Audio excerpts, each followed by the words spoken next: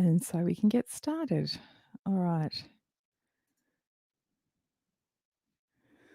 Let's switch over here. Now, any links that I show or mention, Amy will pop things into the window as we go. This is the main link to rule all links for today. So if you go to this link, this will take you to a Wakelet collection. Wakelet is a place where you can collect and share digital resources. And on that page, you'll find everything that I'm going to mention today. Hopefully, I haven't forgotten anything. And basically, when you visit the Wakelet page, in case you haven't been to a Wakelet collection before, it does take a little while to load. So as you're scrolling down, you'll see a little spinning thingy, and then it will load, and then more links will show underneath. So just be patient with that and let it load. There we go. Amy's popped it in the window so you can click on it directly. Excellent. All right, let's get started. I was saying to Amy that, last month, for those of you that came along to the Google Forms webinar, thank you for that if you did. It just went on longer than I intended, and I'm really hoping to not go quite so long with today's one. Although I just get excited about all the things I want to show. That's why I think we ended up with a lot of stuff. So welcome to those who may not have been to a webinar of mine before. My name's Katie and I run my business Midnight Music, and I really truly do love helping out music teachers use technology and get your head around things and maybe incorporate some technology into classes or for you personally, or to create resources, which is what we're talking about today. So I'm based in Melbourne. I have a blog and a podcast, and I do workshops when those things are happening. And I have two lovely boys and a dog, and you may hear or see the dog at some point during the webinar today. Although one son has come home with hay fever, so he's looking after her, which is nice. Now, a little bit of housekeeping, and I've just realised my full slides are not showing on the screen. I'm going to zoom out a little bit. There we go. If you have tech issues while you're watching, if the audio stops or if I freeze or something like that, it's usually the internet at your end. So just log out, come back in again, refresh the page, restart your laptop, kick the kids off Netflix, as I always say, all of those things. So that should fix it. A copy of the slides that I'm showing are going to be provided afterwards, and I will mention today, I'm showing an awful lot of stuff that's not actually in my slides, because I'm going to jump into Google Slides and physically show you stuff in there.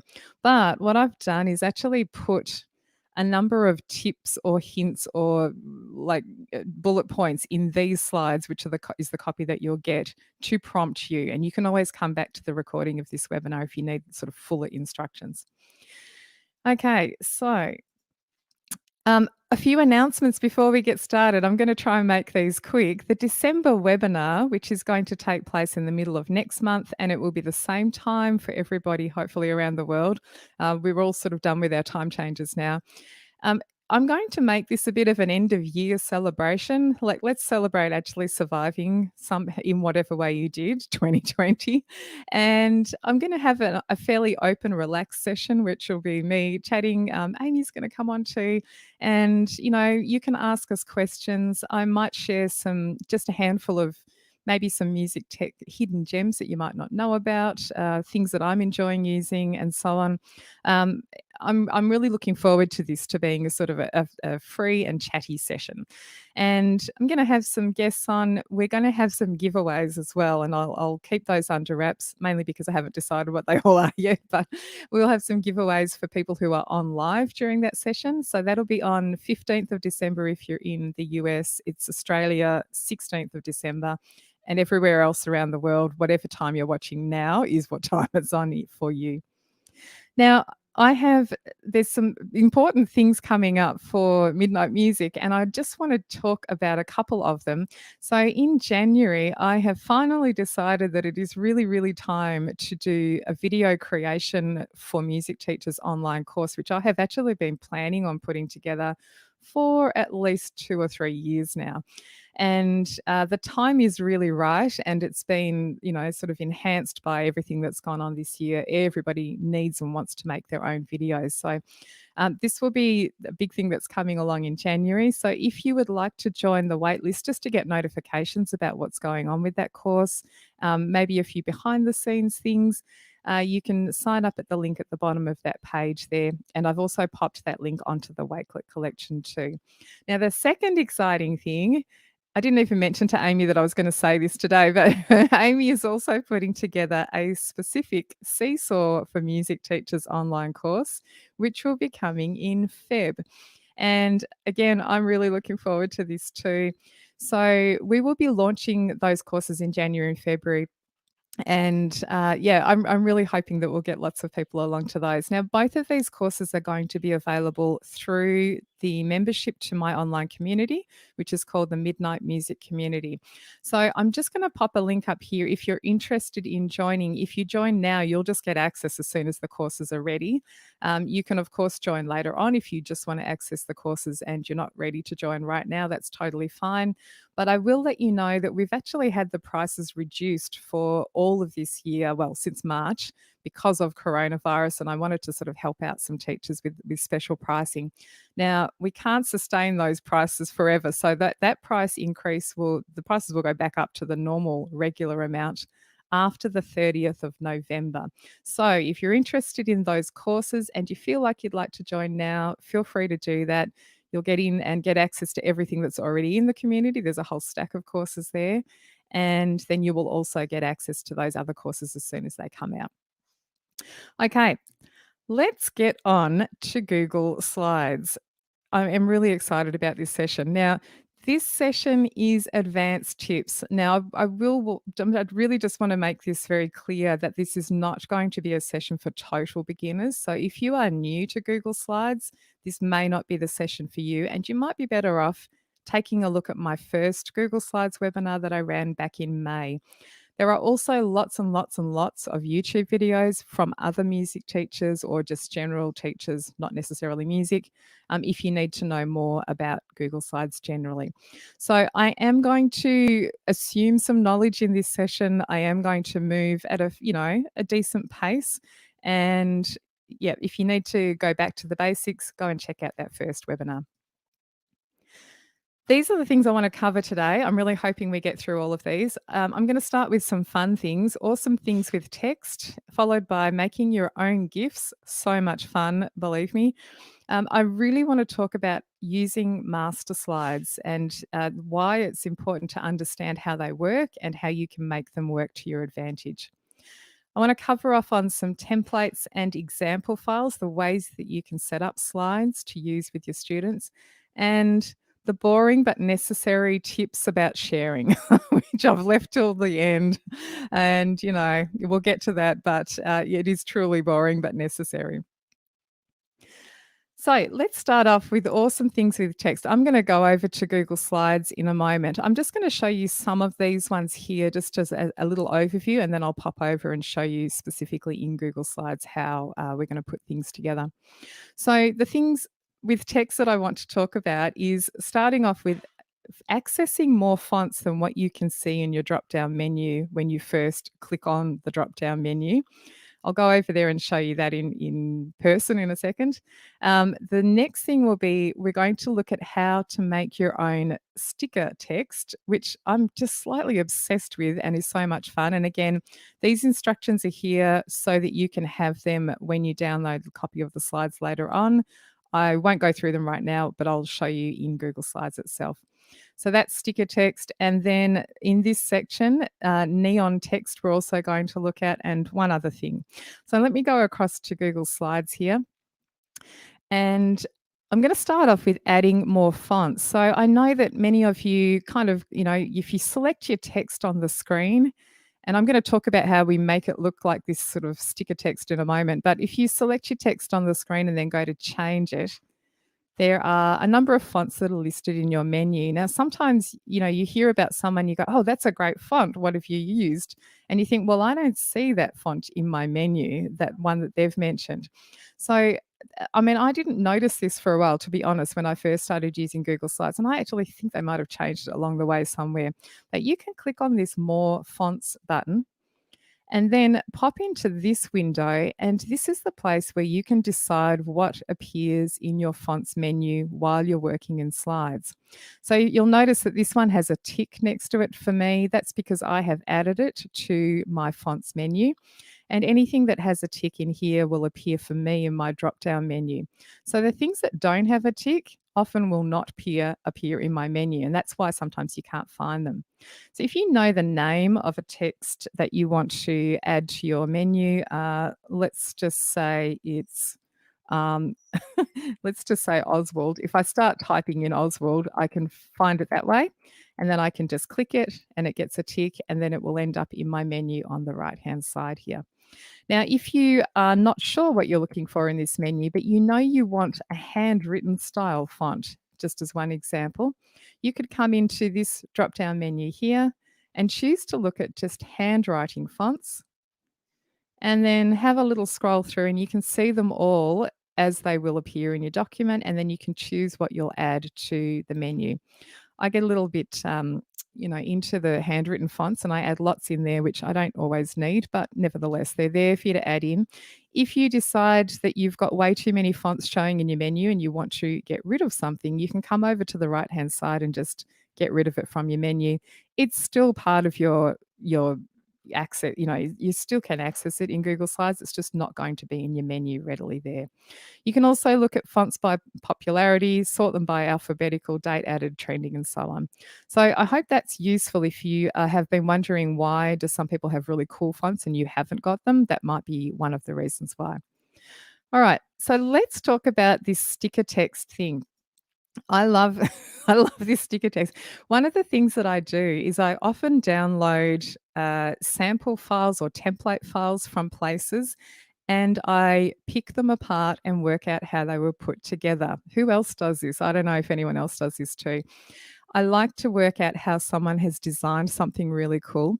And one of the places, which I'll talk a little bit more about later on, for finding template files that you can use for yourself, is a website called Slides Mania. Now, Paula, who runs that website, has beautiful designs. They are just really amazing and so much better than anything I could produce myself. But one of the things that she sometimes uses is this kind of sticker text. And I was like, okay, I really need to know how to make this because this looks cool. This is regular font up here. So here I've just added a text box and typed something, changed the font and changed the color. It looks okay, but hey, the sticker text looks so much more cool. And I'm just calling it sticker text. I have no idea if that's what she calls it, but it looks like a sticker to me. So to do this is actually not added via a text box. It's actually added by using word art. And word art is something that makes me think of the 90s in terms of computer time.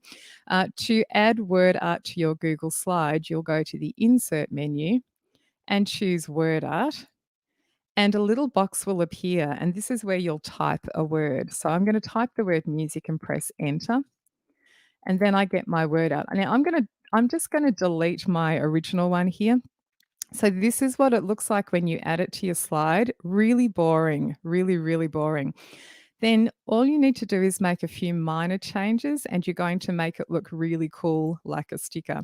So this involves changing the fill color. So we don't want boring gray. I'm going to go up here and change the fill color to something else. Let's go for this shade here.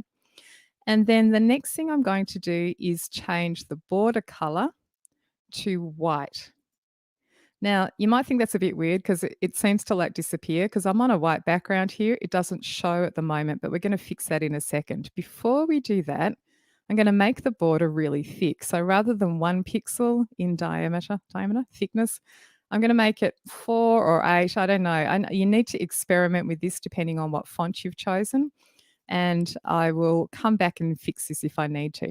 So that's the first couple of steps. Now, while this is selected, I'm going to go into Format Options. And here's the key. And I'm going to say drop shadow is one of my favorite features in every single program that has an option to add drop shadow. I use this all the time. There are so many places where using a drop shadow will enhance what you're doing. So when you turn this on, it's going to put a shadow around all of the letters. And now we can see that white border, which is kind of cool.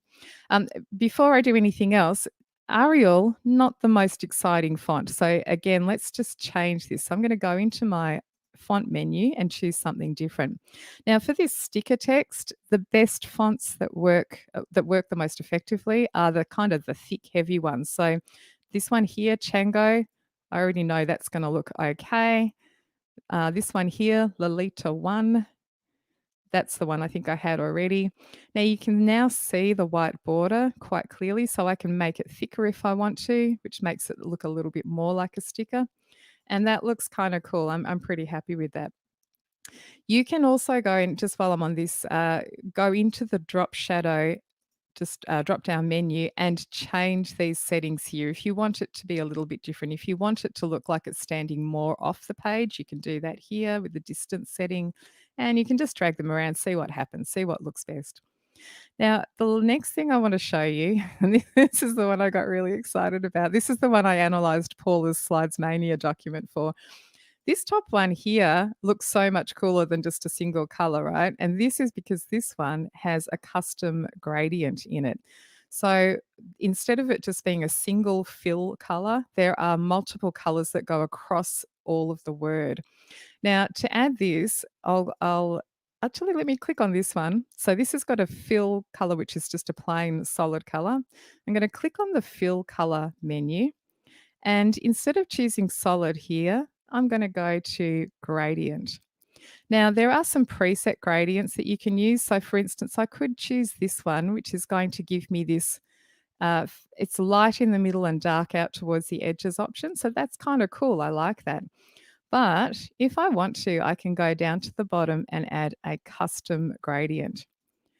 Now, when I do that, you can then add your own start color and ending color. And if you want to be really cool, you can actually add many stops along this gradient line to change the color throughout the word. So just getting back out here, this example here uses a custom gradient which has multiple colors going across it. And each one of them has been set up in that custom gradient window. Let me see if I can just show you this. So if I go into here now, you can see here how this is now set up. Doesn't that look cool? Just even this window. So basically it starts at red, it ends at purple because, you know, you have to stick to the rainbow order of colors. And then I've added little stops along the way and set each of those color stops to be a different color. And that gives this rainbow effect that you can see in the preview window. So let me just show you briefly how that works. I'll do this one again. So back into this one. Going to go in and choose custom. So instead of just having this teal or blue color, I'm going to go in and add a gradient stop. You just click on this add button here, and then I can change this one to, I'm going to make it really different. Let's make it this yellow color. And you can see now it's going to go blue to yellow to this dark green color. Let me just change this end one. I'm going to click on the end stopping point and make that back to the same original blue. So here we've got just a gradient which has the start, the middle, and the end. If I wanted to, I could add another one here and move them around. I can add another one. And you can see the effect as you're going along, how it changes what you can see in the window here. So I could go blue, yellow. I could come to here and go back to blue, and then here and go back to yellow. Now, because I've got this center option here and it's a radial style, this is why I'm getting a circle shape here. I could change this to linear and it's going to be more a stripy effect. Click OK. And there I get a stripy effect, gradient color there. So I love this option. It's so much fun to use. I had to check the I had to check the chat window to see if anyone was loving this. Good. I can see I can see happy people. I know, right? So many cool colors. Now, just so you know, you don't have to just use those gradient, custom gradients or gradient stops in only word art. You can use them in shapes. So if you add a shape to your design and then you want to add a custom gradient to fill that shape, you can use it in any of those places. So there's endless possibilities for this. All right, that's the first one. I'm going to move quickly on. I'm going to try not to dwell because we could dwell on lots of these things. Now, the other thing I saw in Paula's slides was this neon text, and she actually has a little video showing you how to make neon text. And again, I just thought this is a cool thing. I've actually got something where we use this neon text for something else, and I'm going to show you how to do that in a moment. But again, neon text, it's word art, and you add some effects to it. You can see I've got the little formula written out here on the side so I don't forget. So this one again is the same thing, but it's green. Now, how you make this is you add your word art, you choose your font, you set the border color, and you set the fill color to be the same shade as your border color, but just a lighter version of it. And then you turn on your drop shadow and you change a couple of settings. So let's do this from scratch. This looks best on a black background. So that's why I've got a blank one here with the black background set up. So I'm going to go insert menu, word art. I'm going to type my word again. And again, we get boring Arial grey word art letters. So let me go in here. Now, again, you need to just sort of fiddle, just experiment with different font styles. Some of these fonts work better for neon text than others. So I like this one, which is called Comforter. And I've got that there. So now I'm going to go and change the color, the borders, and the drop shadow. So let's go into the border color first. Now you want this to be a really bright color. So I tend to stick to this top row. Yellow, green, and blue work really well. Pink works pretty well. I'm going to do yellow just as the example here. So that's that to start with. It's very thin. I'm going to make the border weight heavier. Let's go to 3, maybe 4. Okay, that's looking good. Now the fill color, I'm going to come across here, and instead of choosing to have grey, this is going to be yellow as well, but I'm going to choose a pale shade. So I'm going to go down in the column and choose this one directly underneath.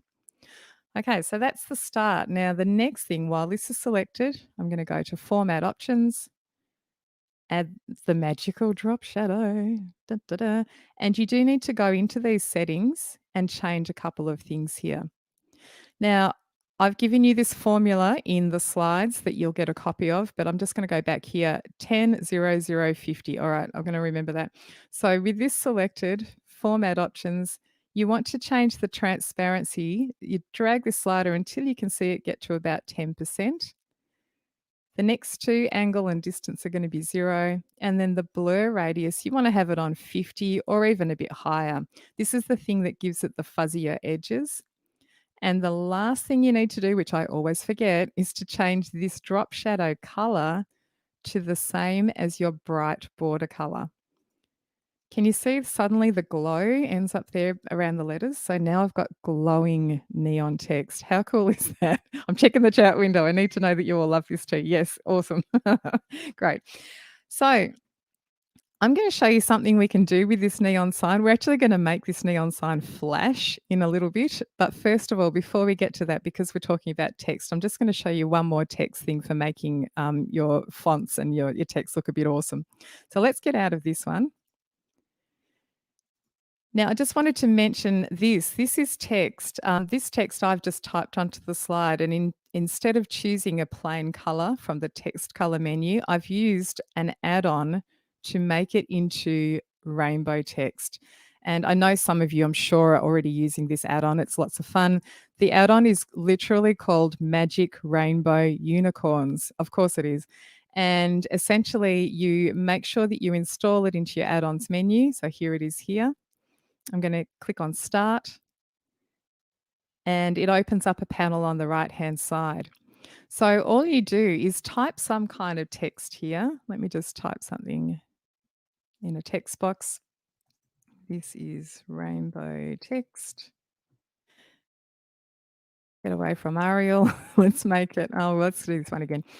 And then you need to just use that panel on the right-hand side to adjust the settings to make it into rainbow text. So that the add-on is going to do this for you.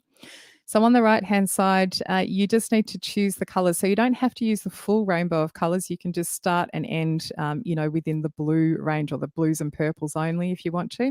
I'm going to choose original rainbow colors, which starts from red and goes through to this pink color.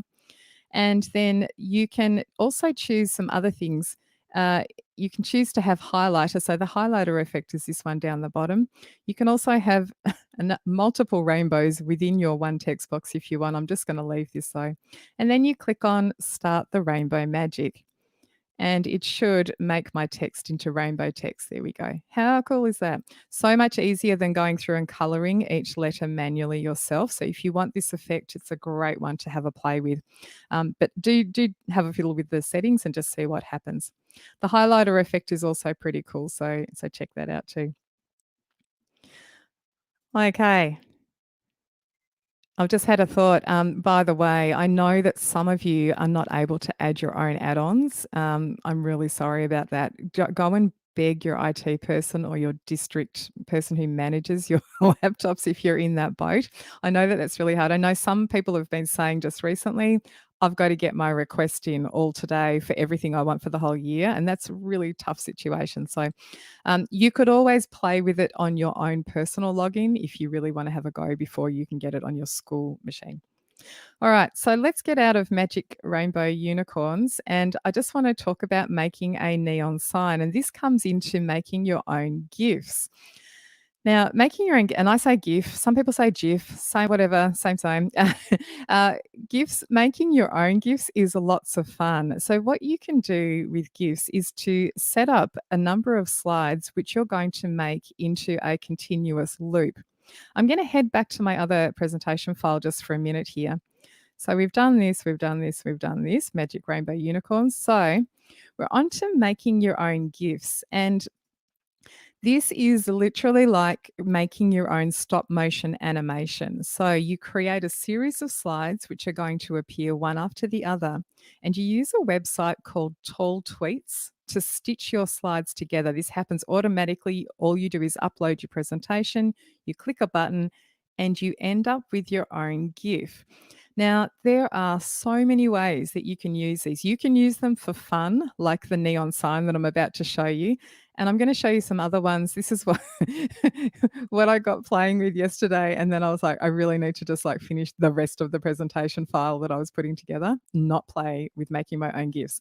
But I am going to show you some useful ways of using them. The picture you can see on the right there is an example of a GIF that you'll see in action in a moment, where you can remind students of something or teach them something. So there are educational ways to use these as well as fun ways to use them.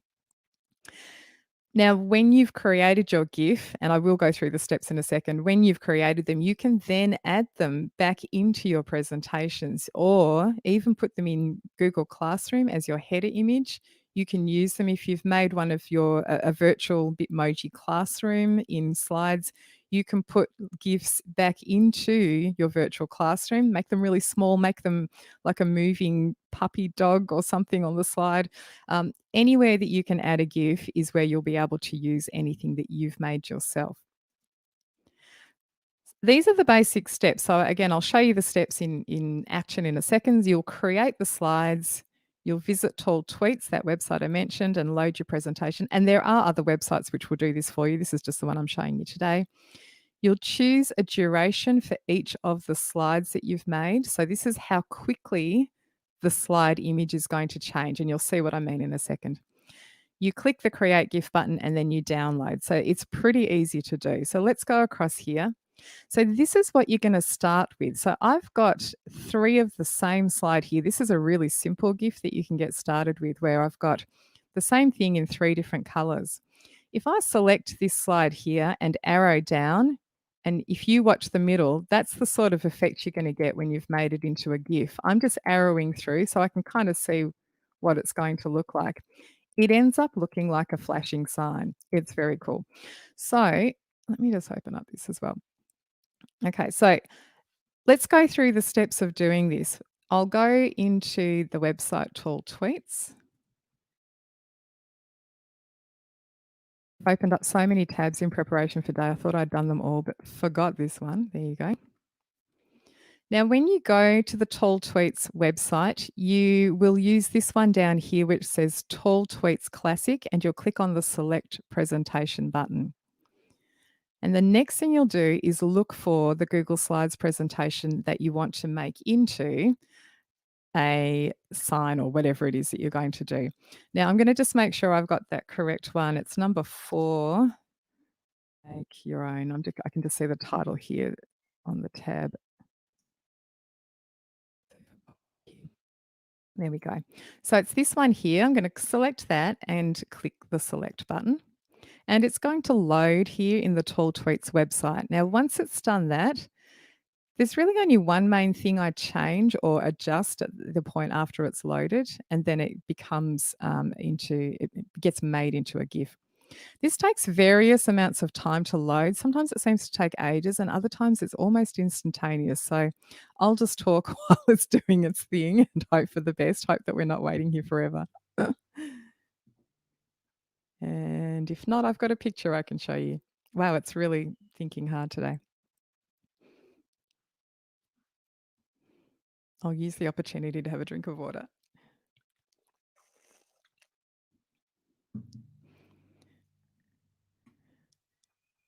Dun, dun, dun, dun, dun, dun, dun, dun, dun. Okay, there we go. Good. Phew. So this is what happens. It loads and it shows you your presentation file that you've chosen. Then the only thing that I do on the left-hand side here, I leave this top one blank. This says GIF image width. Slide duration is the thing I'm going to do something with, and then sequence of slides. If you don't want the GIF to be in the order that you've put in your slide presentation, then you can change it. Just set it up the way you need it, I think is the easiest thing. So slide duration, this is going to be how quickly the image changes from one of my color neon signs to another. Now, you just need to experiment with this. In my experience, somewhere between zero point 0.2, this is 0.2 of a second, so 0.2 to 0.5, somewhere around there is kind of good. Sometimes you'll want a longer duration per slide image because you'll need students to read information on the slide. But for a neon sign, this is how quickly do we want it to flash. Let me type in 0.3 and I'm going to hit create GIF and we'll see what that looks like. As soon as it's generated this GIF, it's going to show you it flashing. So there it is on the right-hand side. You can see it switching from yellow to green to blue. Now that, to me, because I have that slight photosensitivity thing, that's way too much for my brain. So I'm going to make it a little bit less, 0.5.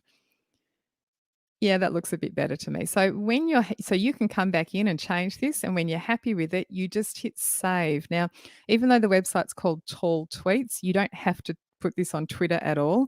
You can if you want to, but I'm going to just hit save and it's going to download that to my local hard drive, and then I can pop it back into my Google Slide presentation, which is my virtual classroom or whatever it is that you're going to use. So it's downloaded there in the corner. I won't go through and show you what it looks like there because you know what a download looks like. Now, if you decided you wanted to do another one while you're on this website, you can hit the change button. This is change the presentation file. You'll find another one from your collection and go through the process again. So if you want to do a few at once, you can. Okay, let's get out of Tall Tweets for a minute. I'm going to show you some finished GIF examples that I've made. So I made that neon sign and I put it back into my Google Slides presentation. So on a single slide, I now have a flashing welcome to music sign. If I click on this, you'll see that that's what it looks like, and I can resize it. I can move it around. If I had a virtual classroom with a screen, I could put this on my screen. It would look kind of cool. So that's one example. I made a different version of the same thing, which is a Google Classroom sized header image, which says check the classwork tab. You could change it to whatever you want to have as an announcement in Google Classroom. And this one as well, another Google Classroom header example. This one I made by typing one letter for on each slide. There was one more letter of the words here, and then you make that. I'll actually show you what this looks like, what some of these look like broken down before you've created them into the GIF. But basically this sort of thing, you could have this kind of typing effect going. This is what I was playing. The next one's what I was playing with yesterday and I was getting carried away. I animated my own Bitmoji, and I did this by pulling in. I know some of you are already using your little Bitmoji image, and I did talk about this in the previous webinar. So if you have no idea how to get an image of yourself like this, go back and watch that one. But I pulled together a number of different Bitmoji pictures, which were all facing forward, and put them all separately on each slide. And then when you make it into a GIF, it kind of looks like they're moving. I'm going to show you how I made this one because I was so pleased with myself when I did this one. It looks like I'm waving, and I kind of I just did some experimentation, and it's pretty hilarious. So I'll show you those in a second. Just let me show you these last two examples. This one here is that one you saw a preview of before. This is an educational use for making your own GIFs. So for students, you could, remind them of a musical element and how it works or what it is or what the definition is. And you can see here, I've just got a thing which says, when you see that repeat sign, you're going to go back to the start. And, added my little Bitmoji for decorative effect down the bottom. So once you've made a GIF like this is how you could apply it. Let's say you have an exercise that you want students to do in your classroom, and you are asking them to do something which involves a repeat sign, but you want to remind them, what is a repeat sign? What does this mean? You can add your little GIF in as a reminder. So this can be the little teaching element. And it's a great way, rather than writing out a whole heap of descriptive instructions about how a repeat sign works, you can just have this little visual showing. You would have already taught it to the students. It's just there as a little reminder.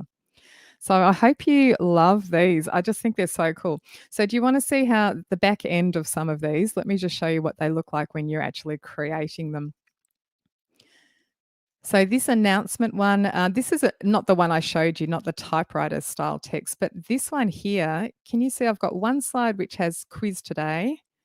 The other slide has the same thing without the word today. And so when you make it into a GIF, this one, I'm going to simulate what it looks like by arrowing through the slides.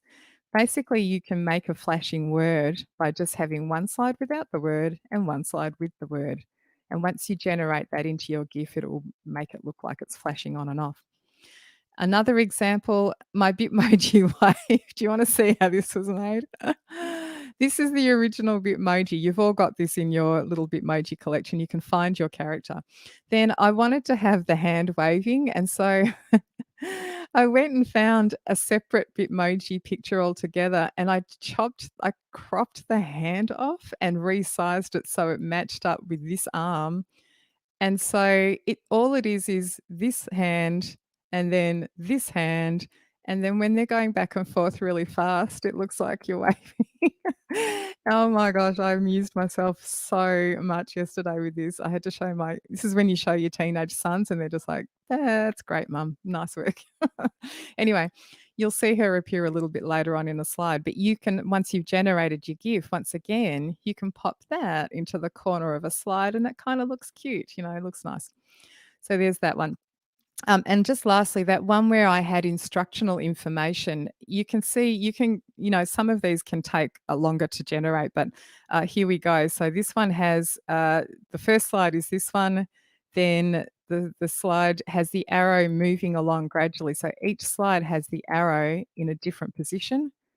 And then once you generate the GIF, it's going to make it look like it flows together. So that's that one. All right, that's GIFs. Let's get out of GIFs. Moving on to master slides. Okay. I'm going to go back to my other presentation just for a second. Hope I'm not moving too fast. I'm hoping you can all go back and rewatch this if you need to. All right, so master slides. I really wanted to include this today because I have a feeling that there's a good percentage of you that kind of know what master slides are and have never used them. And I really want to explain a little bit about how they work and why it's useful to know how they work and why you might want to use them when you're setting up your own documents.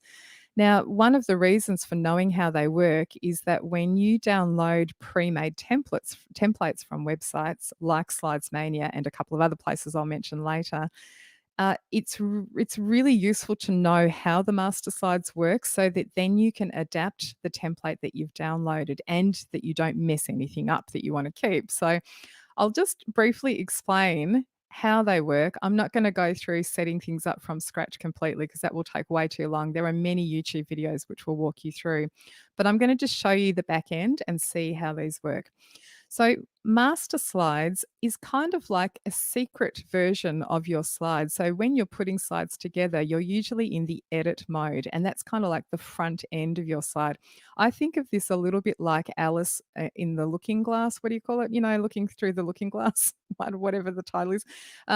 You've got the sort of the real world version, and then you've got the secret behind the scenes version of your slides. Now, if you utilize master slides correctly, you can set up the text, the font, the colors, everything for your entire document. And it means that every time you add a new slide and you want to add more stuff to a new slide, you do not have to go through the pain of changing the text again and again and again, or even duplicating the one that you've done and then altering it in some way.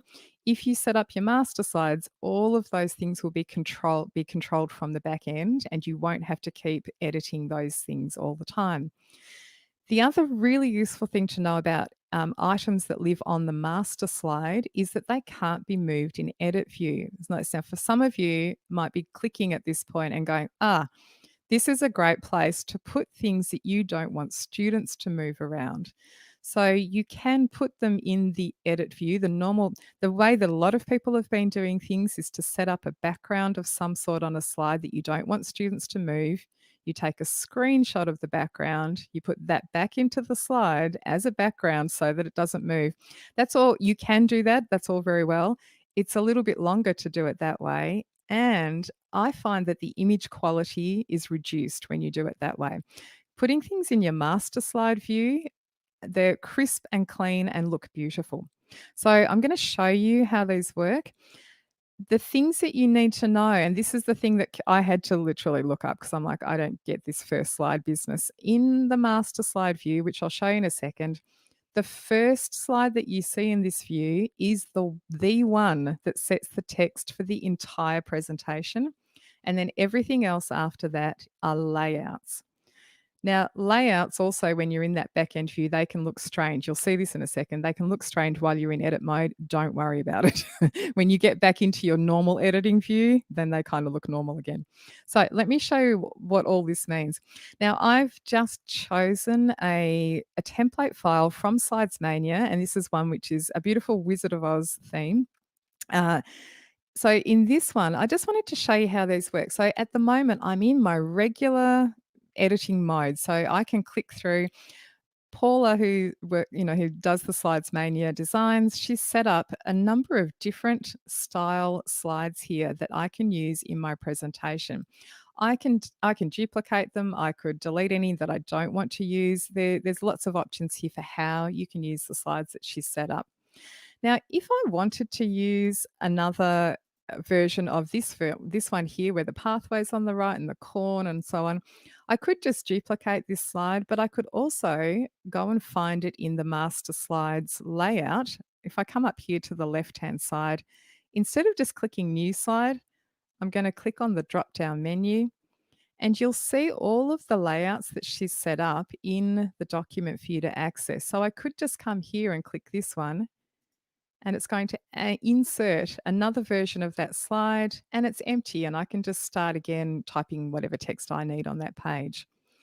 Now, let's go into the back end view. I want to show you what these master slides look like. There's two ways you can access them. You can either go to the slide menu and go edit master, or you can go to view and go master to master. And you end up in the same place. So here's the view of all the master slides. Now, if I click on this very top one, the first time I saw this, I'm like, what even is that? Like, what is that? I have no idea. This is the style of text that's going to be used throughout your whole document. So if you are to add a title onto any slide when you're in your regular editing view, it's going to use the font that's showing here, and the size, and the boldness or not boldness, and even the color and so on. And then if you want to add body text, it's going to look like whatever's set here. And if you want, or this might be title text and then subtitle text and then body text. I can't remember the exact order of all these, but you can see here that all these are set. Now, You don't worry about the fact that these text boxes go down, down, down in this massive ladder down the page. It's not actually going to appear like that on your slide when you're in the normal editing view. This is just the place where you're setting the styles. So if I wanted this Wizard of Oz template, let's say I download this from Slides Mania and I'm like, you know what, I really want to change the text style that's used through all of the slides. If I alter this to something different, let me make this, I'll choose that Lolita 1 option. It's going to change it here. And I don't know if you noticed, but it changed on every other slide of the layouts that are showing here. It's also going to change in anything that I have on my, in the edit view too. So that is the way to kind of control in one location the style of text for everything. I'm going to undo that. Let's go back to her original. The other thing that you can change from here are the colors. So if I go into theme colors, you can actually go up to here and choose colors that are set. Now, the way that Paul has set this one up, you're not probably seeing this bright green, for instance, and so on. This template's a little bit different. It's probably not the best example to show you for the colors, but I will show you another one where these colors are really important and you can actually change them. So underneath that master, so this is the master to rule all master slides up the top here. Underneath that, you've got layouts. So what you do when you're setting up your slides is actually set up things in this layout view, this layout master view. And this means that you can access these layouts when you're setting up your slides document. You don't have to use all of these. You might have many more layouts than you will ever need, and you just pick and choose for that particular presentation which ones you need. Now, can you see that this text looks weird? It looks like it's not formatted correctly.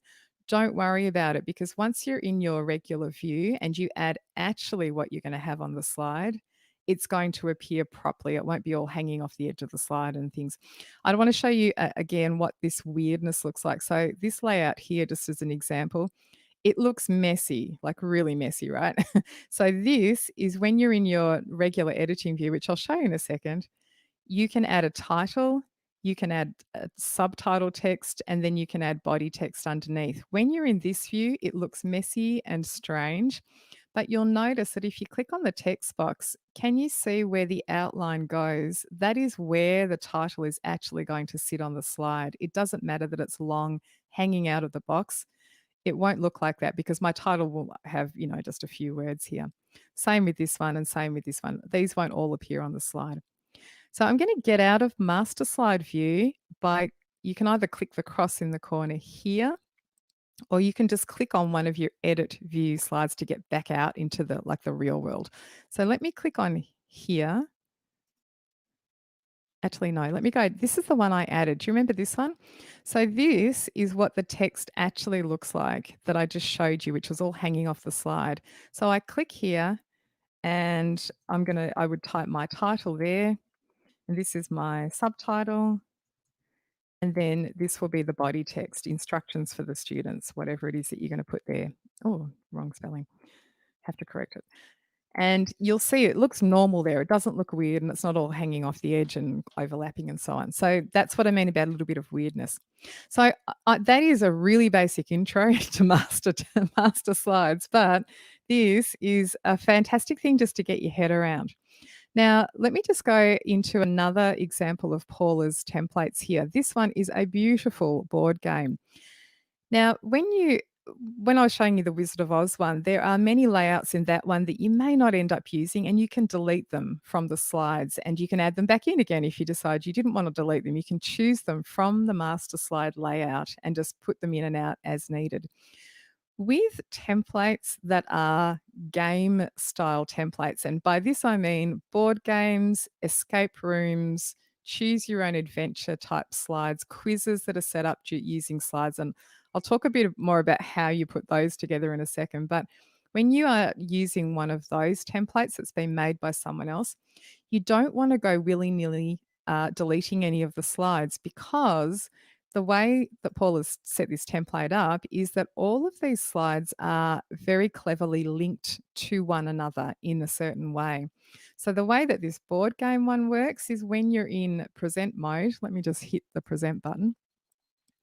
Her template is set up so that when you click on the first space on the board game here, if I click there, it's going to show me the card, the activity, the card that works for square number 1. Whatever's matching with this square is going to pop up, and then I as a student, I would answer the question, and you as a teacher, because this is a template, you're going to change this to a music related question. I would do that, and then the student's going to answer the question. They're going to get back to the board, click this cross to close that, and then they move along, let's say to space number 4, click on there, and this is now showing me the activity 4 card. Now, the reason that this works, if I get out of this and also get out of presentation mode, the reason that this works is that Paula has actually set up all the links actually in the master slide. So this square here is always linked to slide number 3, which is where activity 1 appears. Back to the board, this square here, number 2, is linked to slide number 4, where activity 2 shows. And you can see, even though it doesn't feel like you're going back and forth between lots of different slides, that's what the effect is. And so it looks super clever. It looks like you're just staying on this screen here. And when you click on something, a thing pops up and it looks like magic, but really you're just shifting between different slides to get the different cards to appear.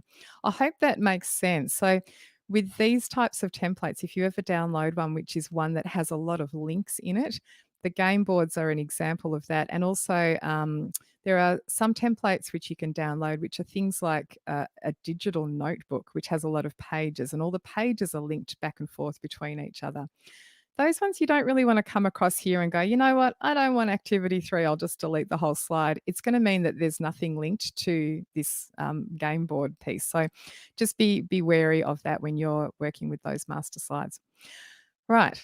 Let me just go in here. I just want to show you also adapting templates that you get and that you download. So this is another Slides Mania template. She has, and this is only one single slide out of the entire presentation, where she set up a thing which is like your morning meeting slide.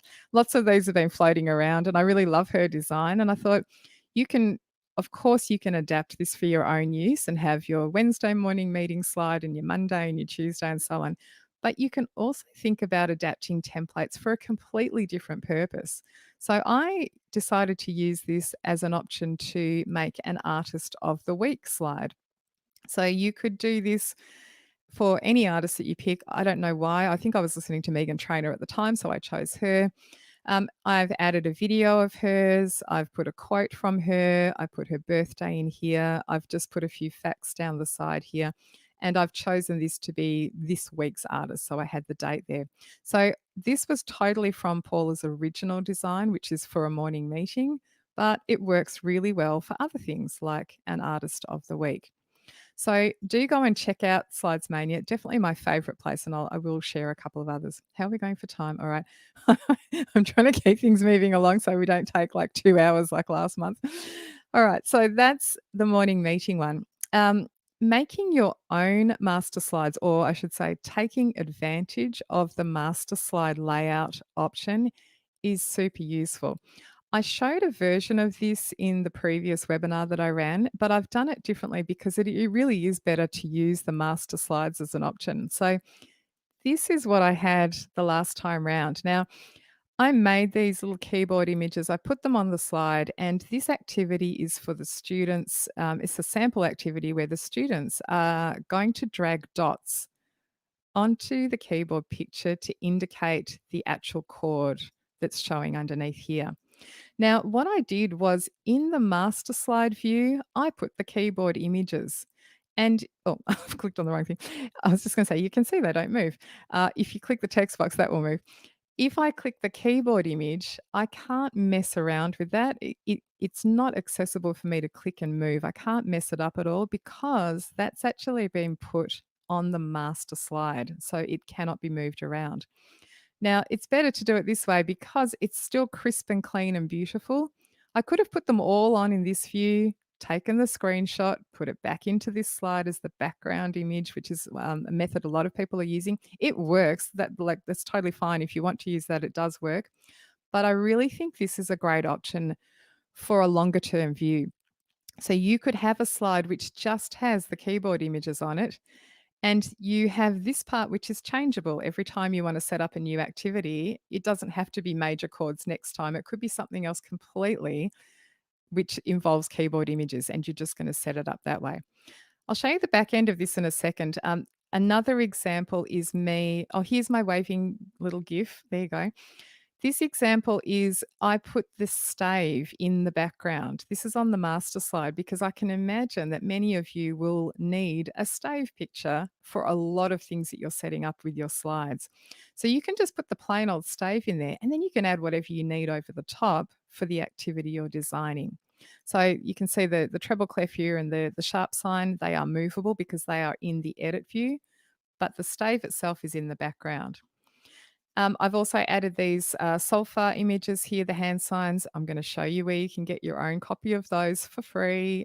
Thank you to Nathan Walby, who's from Visual Musical Minds, who shared an amazing collection of his images that everyone else can use. I'll talk about that in a second.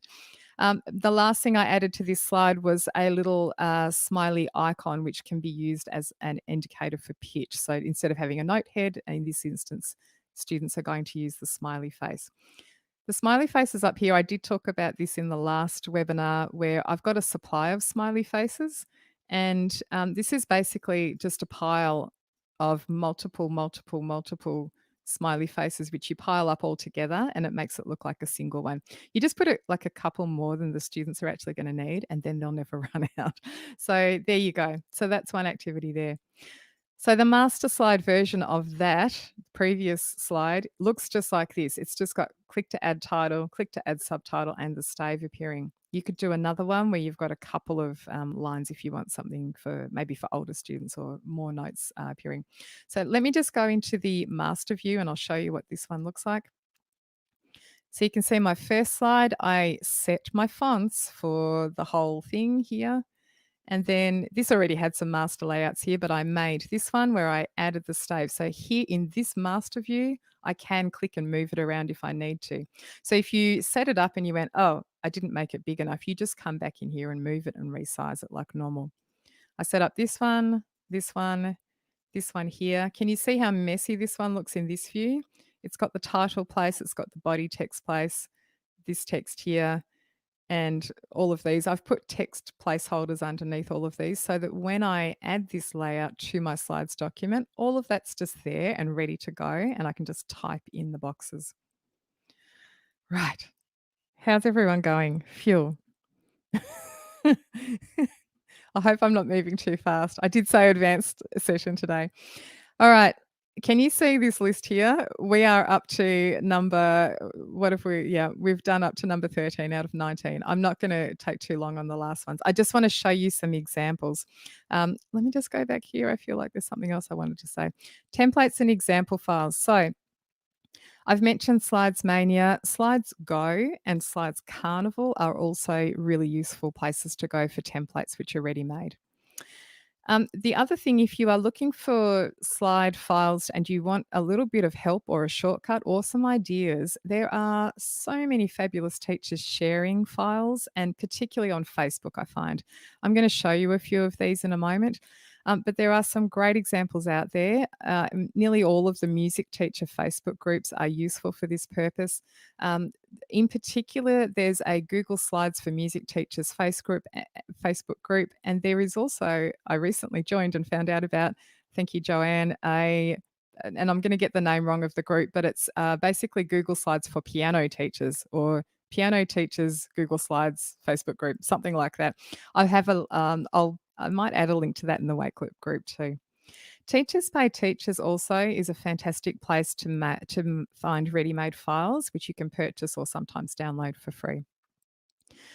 Okay, I'm going to come back to this next one in a moment and tell you about why there's a little picture there. I haven't got too much more to get through. I did want to try and stick to 75 minutes today, so let's see how we go. We might go a little bit over that. All right. This is an example. Oh, there we go. I've got it here. Joanne from the Google Slides for Piano Teachers group. She's been sharing some templates that she's been adapting. So some of her templates have come from Slides Mania, and she's adapted them for piano students. And I just thought it was really useful for you to see this example as a way that you can adapt a digital notebook style template that you might find online for the music classroom. And this really actually, I was so thankful to Joanne for letting me show this because it saved me setting up an example, which I was about to do. So I'm going to go into the present mode just so you can see how this works. So I'm here in this, and this is a lovely title slide. If I click on technique, it's going to take me to the place in my digital notebook where I can write stuff about technique, or you as a teacher could write things for your students, or the students could be using this to keep track of their own things as they're practicing. Scales and chords, same thing. So I'm clicking on the link here and it takes me to the rhythm theory oral tab, the sight reading tab, and so on. So this is a way that you can adapt slides that you find, templates that you find for your own purposes. So once you're in the edit view, of course, you can click here and just type in whatever you want to appear on that page. And as I said, the students themselves could be using this as a digital practice log or notebook or something. So that's one example of a slides file. Now, I'm going to just show you a couple of other examples. The lovely Amy, who's moderating today, she made this one. And I just think it's good to see examples of how you can use slides, which you may not have thought of before. So Amy has made a songbook, essentially, with a playable metallophone, and she's got a boomwhackers one as well. If I click present, hopefully this works. Let's cross our fingers, Amy. I should be able to click and hear the notes on each of these. Can you hear that? I hope. Now, if I go on to the next page, I can see a song. So Amy's added the notation in and the colours for the notation, and then I can actually play along as a student. And you can click the mallets to go back to the home page, and I can click through to any of this is like a little menu here. So I could click through to Twinkle Twinkle and play Twinkle Twinkle, click the mallets to go back again. So this is just, it's not hard to figure out how to do this. You need to have individual audio files of each separate note, and you need to create a shape or use a picture for the bars. And then you'll add your notation. And if you're not sure how to add notation, I did cover that in the first Google Slides webinar, so I won't go through that process today. But it's such a great innovative use, I think, of Google Slides. And Amy, I didn't get time to set it up, but I actually found a way that you can have this playable without the audio icon showing here on the bar. This will still show, but you can actually change the audio icon to the icon of your metallophone bar. I was going to set it up, but I just didn't have time. But anyway, if I've got time at the end and people want to know how to do that, I'll show you. So that's the songbook example.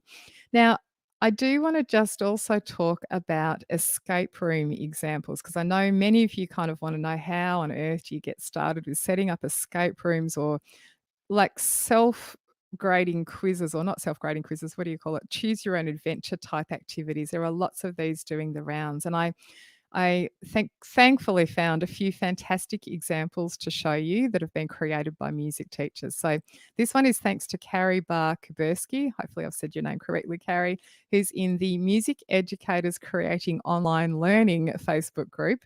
And I've got a few others to show you as well. I won't go through all these in massive detail, but let me just go back here because I just want to talk about the structure of these first before we get stuck into having a look at how they work. Now, what I was planning on doing was making like a whole workflow properly made out in slides with boxes and stuff. I didn't have time, so I literally took a photo of a scribble I made on a piece of paper this morning and put that into my slide instead. But I think it explains it quite well. So what we're referring to here are a slides file where students can open it up and on their own, they can work through a game or an activity all by themselves. And these can be escape room activities where the students have to find clues to solve a puzzle or escape a room. And the way that you set the slides up is by using a lot of links. You have a lot of slides and you have a lot of links going back and forth from one thing to another.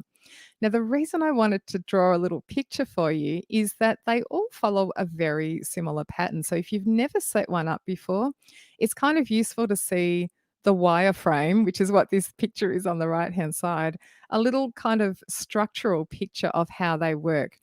I'm going to explain this because you might be thinking, what on earth is that picture that she's got on the right there?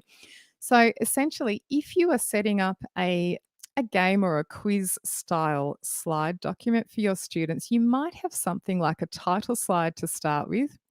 Then you might have an intro or some instructions, and then there'll be a series of questions. So the students will get to a question slide, and on the question slide, it might have multiple choice where there are three different options. So this is my question slide on the right hand side here, the little picture here. I hope you can see my mouse moving. And underneath that, there's option A, B, and C. Very small, very messy. The student would look at the question and go, oh, I think the answer is option C. And they're going to click on that. And if they click on that, it takes them to either a slide which tells them they are correct or a slide which tells them they're incorrect. So in my example here, the first one takes them to the slide which is correct. It has the tick on it. And the other two options are going to take them to a slide which says, no, that's not quite right. Go back and try again. So on the wrong slide, the no, you're incorrect slide, there's going to be a little button or some link which takes them back to this question slide so that they can have another go and they can work through. They get to the correct answer, then from there, they're going to click next and it takes them to the next question. And once again, there are three options. One of them is correct, a couple of them are incorrect. They'll go back if it's incorrect, they'll go on if it's correct. And you keep moving through that way. So the way that you set this up is by having your question slides. You have your right answer, your wrong answer, your wrong answer, and everything needs to link to something else in order for the students to keep moving through the game on their own. So this is a fairly simple one where it's just straight question, right or wrong, move on to the next question, right or wrong. An alternative to this is an escape room style setup. So again, you've got a title slide, you've got a bit of instructions or an introduction, and the escape room ones often have one main slide, which is like a room. And you get the students are going to keep going back to that room slide to find another clue or to click on another link which takes them to a different question. So in this example here, if I clicked on this little thing here, it's going to be a pretty picture, not a really boring plain thing like I've got here, but they're going to click on something here. It takes them to a question or a clue, something that they're going to find in the escape room. They answer it correctly. They get given the clue that they need to go on further in the game. And they go back to the main room to get the next clue. And they click on another option and work through again. If they get that one wrong, it takes them back to the question where they try again. Eventually, they get it right. They still go back to the room. So, all of these other options do the same thing. They link to a question, they get a clue, they go back to the room, pick up the next one. In the end, once the students have gathered all the clues or answered all the questions, they're going to click on some kind of thing. This is my magic black box here, which takes them through to the final part of the game where they're going to use the things that they've found to solve the overall puzzle and escape the room. So that's the kind of basic structural setup of one of those. And you always need, I've got this point down here, you always need to remember that on every single slide, there needs to be a way for the students to get back to solving something again because they got it wrong or going forward on in the game. So you just need to make sure you'll have to play your own game to make sure that it's correct. Now, the third style of game, again, this one's they're all pretty similar. You'll have slides. This is like a choose your own adventure style game. There's a story. In the story, you get to a point in the story. Do you want to jump off the cliff and do X, Y, Z, or do you want to go back to the house? I don't know, whatever the options are. Option one takes them down one pathway. Option two takes them down another pathway. And each pathway, again, is a series of slides with story, questions, answers, right and wrong, and links back to things. So that's my really brief overview of how these work. Let's go back into actually seeing one of these. This is Carrie's example of one of those, and this is a fantastic John Williams one. I may not go into present mode only because we're going to get a lot of music and stuff happening, but essentially the students will go through to this slide, read a bit about John Williams. They go through to this slide. And here's where she's set up the premise for the story. Uh, John Williams is lost and he needs to find the concert hall. So the kids need to go through and pick up a whole heap of clues. So the first one here, it's an Indiana Jones one. The kids go to that one. They click on the link for the clue, they get to this slide, and you can see here she's got that multiple choice option. So clicking on the Andante option here takes them to a specific slide which says whether they're correct or not. This one, same thing, this one, same thing. Now, because I'm in edit view, you can see all the different options here. So if they click here, if they click on Andante, when you're in present mode, it's going to take them to this slide and it's not correct. It says, yikes, that's not it. Andante is a walking tempo. Not really going to be the Indiana Jones chase theme tempo. Um, she's done a fantastic job of finding GIFs to illustrate the fact that the kids are wrong or right. I love this because it makes it a lot more fun than just saying, no, you're wrong. So the other options that they could have chosen were Largo. Oh, no, that's also not it. Or the correct one has this slide. They go, yes, awesome. And then they need to click on the slide to get to the next clue, and it moves to the next one, which is Jurassic Park theme. So it moves through in a linear way, quite good, easy to set up. She's done a great job. I love all the pictures, so many GIFs, lots of movement, lots of fun. So that's one example. I just want to show you this one. And Christina Snyder shared this literally, it was last night for me, and I was like, awesome, great example that I can show in tomorrow's webinar. And again, you can get copies of these if you, for Carrie's one that I just showed, you'll have to look for the post in the Facebook group. It's Music Educators Creating Online Learning. Christina has this for free on her Teachers Pay Teachers store, and I've put a link to that in the Wakelet collection. So this is an Among Us. It's all the rage at the moment. If you are not sure what the Among Us game is, I did have to get my kids to explain it to me a few weeks ago. It's kind of like Wink Murder, where there are players in a game. One of them is secretly designated as the imposter, and everyone else has to decide who the imposter is. That's the basic premise for the game. So Christina's made this fantastic Among Us elements of music, basically like an escape room setup. Now, this is one of those ones which, again, it's a little bit more complex because they do need to keep coming back to the main room. So they'll see the initial slide. I'm not going to put it in presentation mode for the moment, but just skip through it. This is sort of introductory stuff. I noticed you added that in, Christina, on the latest version. That wasn't on the one I downloaded originally. There are some instructions after that for students. They need to collect 10 clues. So they're going to go into the Among Us main room, and they need to go through to links from that room out to all these different places and collect 10 clues, come back and then use them in a certain way to solve the overall mystery. So this is what the main room looks like. And you can see here that these coloured buttons, the circles here, are where the students are going to click to go through to find a clue. So in present mode, it looks like this. And let's say I click through to the electrical room option. I get a question here. Solve the problem, the speed of music that is fast. What vocab word are we referring to here? So if I choose pitch, which is not right, I'm going to go to this one here, and it says click here to try again. So when I click there, I go back to the same question and I need to try and find the correct one. So let's go duration, not correct. Go back again. It's tempo. So I click through to tempo, and part of this game is that there's a little chat window that pops up where all the players discuss who is the guilty person. So she's simulated this and used her teachers' names from her school. And you can go through this and you go, oh, there's a clue. Okay. And the students know, because it says in the instructions, they have to write this clue down. So that's the clue for this first one. Click here to go back to the main room, which is called the Skeld. And then you're going to go through to another one of these. It doesn't matter which order, but you need to go through all of those, collect all the 10 clues, and then they click here when they've got all 10, and they get to vote for who they think is the imposter. And then they have to enter a code. Now, of course, these have come from the clues that they've gathered. They're going to enter the code. I think it's 1, 2, 1, 4. Yes, I remembered.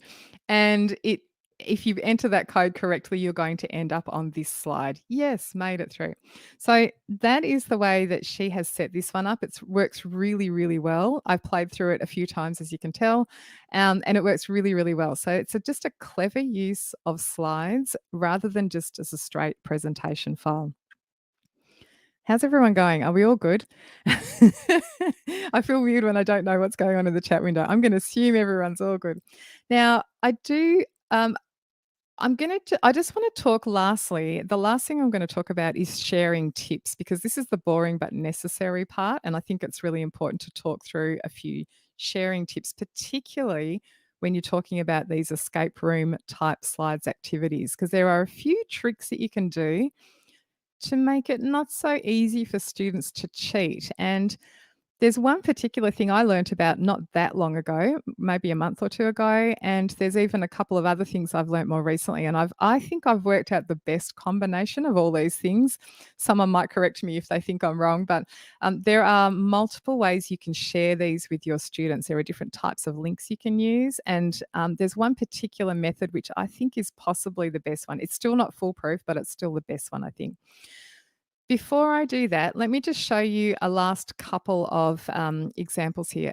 We may not have time to look at this. I just wanted to show you, though, Carrie's one, and I won't go through this whole thing, but she's used that virtual classroom kind of setup here where she's got a whole musical manor set up, as in a building, manner, and there are multiple things that students can do. It's like all of her activities are housed in this one slides document, and if I scroll through, you'll see that how detailed this is. So many things in here. So again, this can be like a holding place for the information and the links that you need your students to access. And before I go through the sharing tips, I did not want to forget to mention, I mentioned Nathan Walby, I think that's correct, his surname. He's the person who puts together the Visual Musical Minds YouTube channel. I know lots of you use this. If I show you a picture of one of his slides, this one here, you will no doubt recognize those icons. He has very kindly shared all of his things for you to use in your own presentations. So there's collections of cards which have different note values on. Some are coloured, some are not. There are Gordon symbols, there are Takadimi symbols, there are unmarked and unboxed symbols. There are staves, there are key signatures. All of these are movable and copyable and editable. So he's put them all on here, but you can move all of these around and use them and copy and paste them into other documents. I love these ones, the keyboards of many colors. Anyway, I have linked to the YouTube video, and this is where the hand signs were that I borrowed, so thank you, Nathan. I have linked to his YouTube video where he has a link to the file where you can make a copy. I don't like sharing directly other people's things, the copy of their files, so I'd rather send you back to the original source. So I've included a link to the YouTube video where you can download that, and he talks through how you can use this in your own your own documents. The recorder ones are really cool, and those body percussion images. All right. So I'm going to just talk about this sharing thing. And I'm going to leave these two open. So this is the last thing that we want to talk about today. Hopefully the last thing, sharing tips. What format for sharing? Now, I'm mainly talking here about these escape room style presentations that you want to share with students. And I know a lot of you have found that when you go into present mode, if you send the students off to a file and you give them a present view of the file, they can often click somewhere on the slide and it will automatically go to the next slide and not necessarily to the precise place that you want them to go. Because clicking anywhere on a slide will just make it go to the next slide. And you might not want that. So if I go back here, for instance, and I'm going to go back up to this room here, if I was in present mode and I clicked here in the black space, the students are going to get sent to the next slide.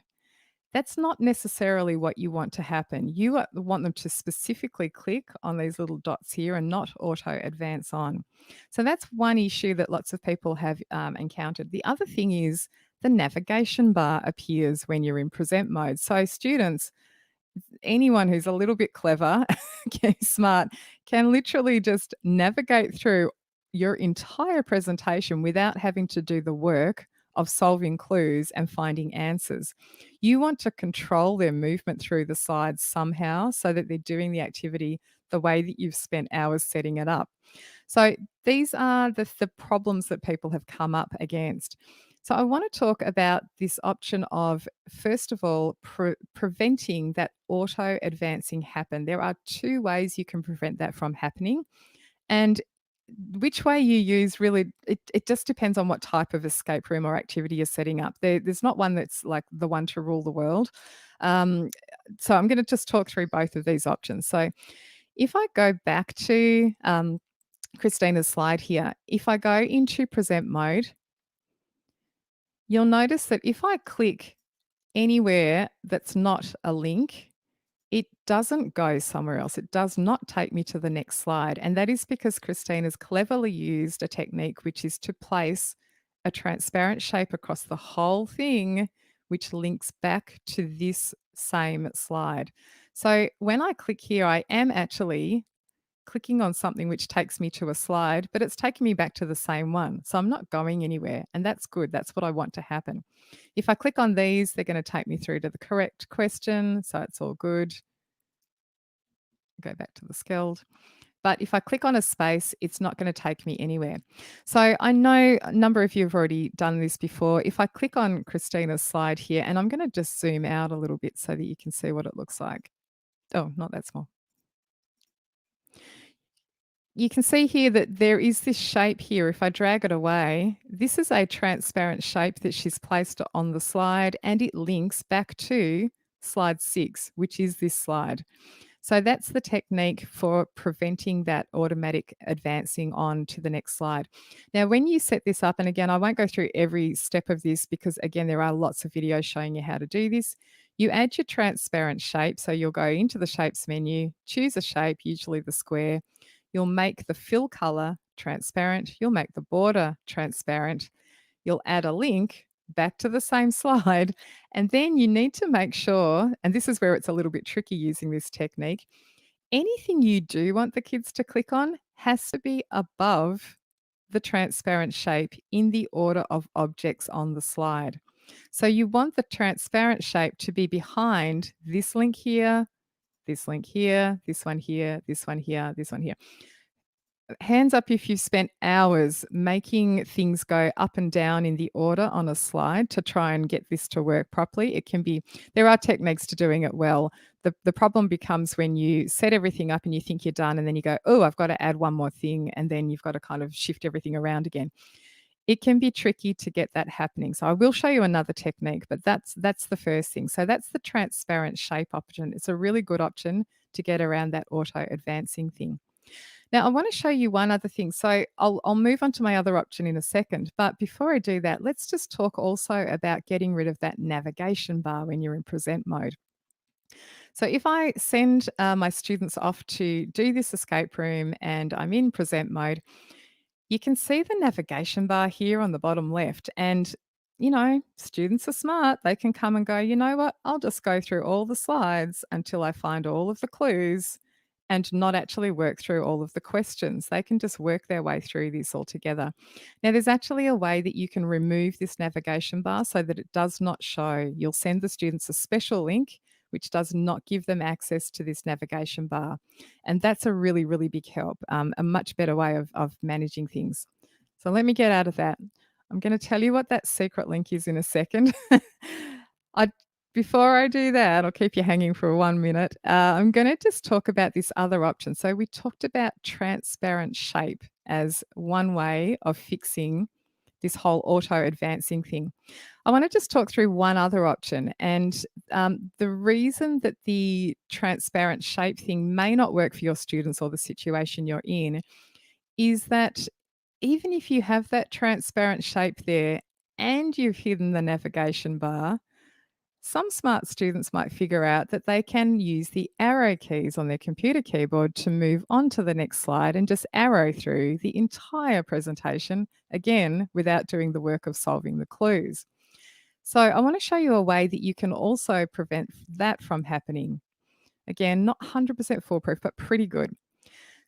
So I've taken Christina's one. I've just made a different version of it just to show you how you can do this. Now, instead of having one version of that original room that the kids are going to keep coming back to, there's actually multiple of these appearing through the presentation. So Christina, this presentation's now got about 700 slides in it. It's not a big deal though. All I did was duplicate this. It was no extra work really, apart from hitting duplicate and then placing this in between. Now, the reason I've done that is that each other slide in between, basically the ones where there are questions and answers, I've chosen to hide these from the presentation. Now, this is known as skipped while presenting. If you right click on a slide, you can choose to skip the slide. And if you set that option for your slide, it ends up looking like this, and it's got an eye with a cross through it to show you that this slide is skipped. Now, this means that when I'm in present mode, if I arrow, and I know I haven't hidden this navigation bar, let's just pretend that is hidden. If I press my right arrow, it does nothing. I've just pressed it then and nothing's happened. I know you couldn't really tell that. I press my right arrow and nothing happens. I don't get to see the next slide, which is question one, clue number one in Christina's presentation, because that slide is skipped. And because it's skipped, it's not going to show when you use your arrow keys in the presentation. Now, the reason I have put the room in between each of those slides is that it just gives students, actually, there is a reason. Let me go back out. If they are in this view, they click on the correct button, they go to question one, and it will show, even though it's a skipped slide, if they click on that link, it's going to show for them while they're clicking on it. They get to this slide. If you're in present view and you have not got these ones in between, once they're on a skipped slide, they could then press the arrow keys and get through to all of the other answer and question slides.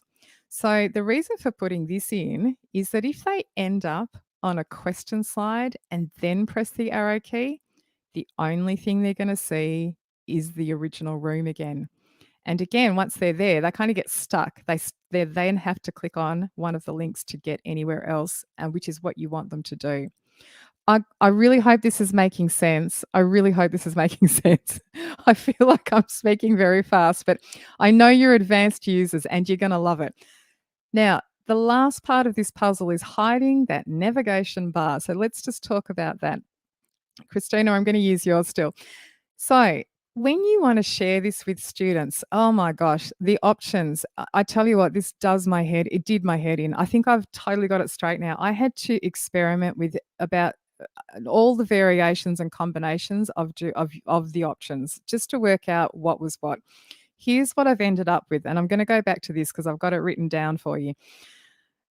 Let's just go. Yeah, okay. So we've talked about auto advancing. Let me just come back here. Oh no, what's that slide doing? That's not there. Okay. I don't know what that slide's doing in that presentation. All right, so sorry, I'm clicking around a bit here. This is what I think is the best option. So once you've finished your presentation, you're going to give the students the publish to the web link, but you're going to do something extra. And the extra thing is this. I will show you how this works in a second. So you're going to go to File, Publish to the Web, and click Publish. Many of you will have done this already. You'll get given a URL in the box that pops up in that sharing screen. And then you're going to take that URL and adjust it slightly so that the navigation bar disappears. And the thing that you need to do is to add it, the end of the URL needs to look like this. So it's going to have /pub RM equals minimal, because that makes total sense. Of course, it's not memorable at all. I have it written on a post-it note so I don't forget it. But basically, that's what the end of your URL is going to look like. And when you have that, you'll be in publish mode and you won't have the navigation bar showing. All right, let's do it. I'm going to show you what this looks like. Gosh, wish me luck. I really hope I've done this right. I'm going to go back to the start. So let's go File, Publish to the Web. Now, when you do this, do make sure that you have not restricted access. Just if you need to give access to people wider than your organization, make sure that this is not checked down here. Anyway, mine has already been published. So if you haven't already published it officially, you'll need to click this button here, which is currently grayed out because I've already done it. I'm going to click in here and copy this link. Now, to show you how this works, I'm going to go into an incognito window. So File, Incognito window, and this is how I test every single Google Slides presentation, especially it's when it's a complex one with lots of links. Do it in an incognito window because it will show you what the student experience is going to be like. So I'm going to paste in that link. Now, at the end here, I know this is hard to read, but it says pub question mark start equals false loop, blah, blah, blah, blah, blah. There's stuff at the end. I'm going to delete the stuff at the end and I'm going to type in RM equals minimal and press enter to visit the presentation. Dun, dun, dun. You can hear music, maybe. Click the arrow to begin. Oh, I didn't hear the music, Christina. This is your older version, which doesn't have the video at the beginning. So here I am on the instructions slide. Now, these are not skipped, so I can press my right arrow and get to the next one to read the rest of the directions. I can press my right arrow again and get to the next one. Can you see that I'm hovering my mouse over this? There's no navigation bar. How cool is that? Totally clean. I believe Amy was the one that told me about this first. She posted it in our community forum. And I was like, what? How have I not heard about this ever before? I don't know why it's not like a bigger deal. So good. So good to find it. Anyway, so that no navigation bar, the students cannot come down here and click on an arrow or the play button or choose slides from the menu. It's just not there at all.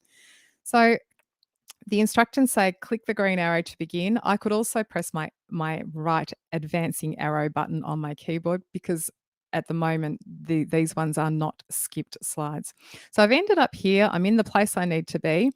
If I go to the music room, it's going to take me to the, I chose the one which didn't have the thing. Okay. Anyway, clue 5, good. All right, I got my clue. Go back here to the skilled. Then I'm going to work through the rest of them. Now, if I'm on this slide and I press my arrow key, it doesn't take me anywhere because remember, I've got all my slides skipped. Now, I don't know if any of you've got really keen eyesight. If you do take a look at the little URL bar up the top here, you will notice the URL changing as I press my arrow key because what it's doing, in fact, is going through all of the versions of this home slide that I have in the presentation, and there's probably about 20 of them. It goes through all of them and, you know, you get to the end and nothing happens. It just looks like you're there, stuck there. So then you'll go to your clue. You'll choose how loud or quiet. I have to actually think about the questions. How loud or quiet? Dynamics. Great. Got my clue. Back to the skilled. So this works really well. It's much more locked down. Now I'm going to show you the one drawback of this, and it's not really a big deal, I've decided. Once you are in a skipped slide, you can in fact backwards arrow. On your computer keyboard, the students could press their backward arrow and get back through the other slides. But I've worked out that you only go back through things that you've already looked at. So for clues that you have not yet seen, you still can't find the answers that you haven't already worked out. You're only going to see things that you've already seen. I've decided it's not a big deal. This is why I think this is the best method. Are you excited about this? I got to go back to the chat window and check.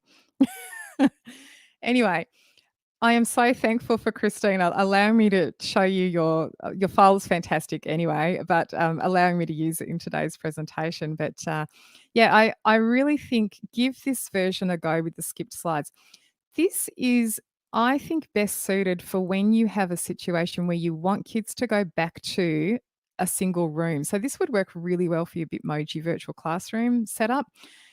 For those activities where it's a question and then work out the answer and move on in a linear way to the next thing, not such a big deal to have all these skipped slides. You might have a skipped slide which is maybe the answer ones, so students don't stumble across them accidentally.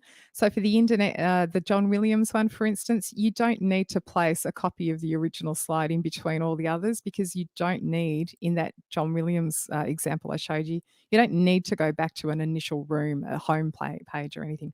Anyway, oh my gosh, how long? I'm way longer than I wanted to be again. But anyway, I really hope that was useful, important and boring, but useful. Um, this is in a copy of the slides so that you have the instructions there. And I've just put down the bottom line. Basic thing, use skipped slides or a transparent shape. All right.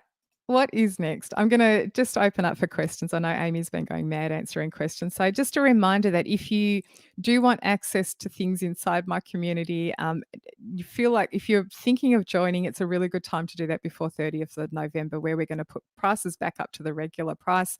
They've been lowered this year because of coronavirus and everyone needing help with working online. So I wanted to make sure that that was there for everyone for the last few months. But they will go back. And then after that, anyone that's a member now or in the future will get access to all of the new courses that we've got coming out as well. All right, PD certificate link. Amy may have already shared this, and it's midnightmusic.com.au/PD slides. So if you visit that link, you can download a PD certificate for the time you've spent with me today, me and Amy.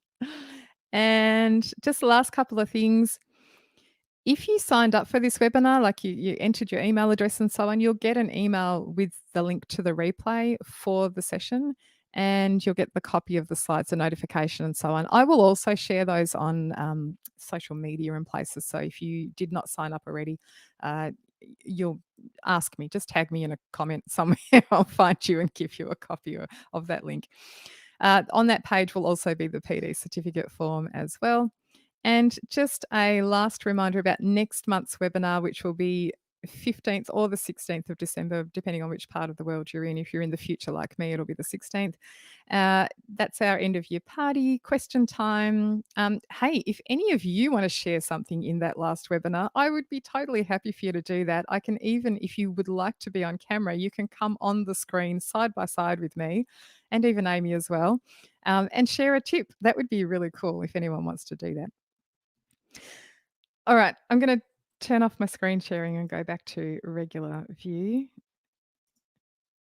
Are we exhausted? Was that too much? Did you enjoy doing an advanced thing? I really do most of the time keep these webinars kind of a bit more straightforward and simple and not so fast paced, but I'm just going to pop into the chat window and see what's going on. So thank you everyone for being here today. It's just been fantastic. Oh, great. Thank you for the lovely comments. I will admit the window's fast flowing. So if you have a question you're desperate to get answered, type it in again. Energized Vivian says, awesome. Thanks, Helen. Thanks, Beth. Great. Thanks, Melissa. Mary, Amy, Donald, thank you.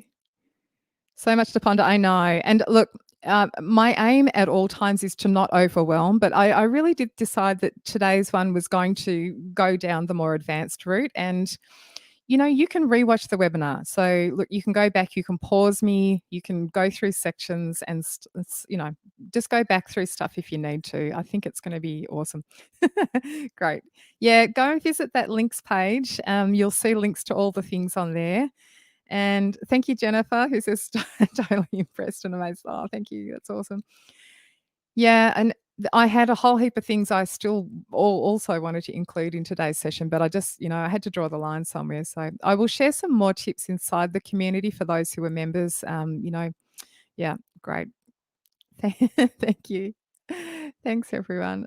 Yeah, and yes, Music Holly, the username, has just said sharing these tips with regular classroom teachers. Nothing I showed you today was actually music specific. Nothing. All of it is just general Google Slides tips, and they really work for every situation. So, just just go and share all the love with other people. Thank you, buddy. Positive and specific. That's good. I'm glad. Great. Oh, yeah. Krista in Alaska is going to use the morning meeting template for an advent calendar. Katrina's here. Hello, Katrina. I didn't get to introduce Katrina before. Katrina's come on board as my content manager, and she is a teacher who's working, well, for me at the moment, not so much teaching, but in Colorado. And she's managing all the blog posts and podcast episodes and getting them out to people. So I'm glad you got here as well. Uh, yeah.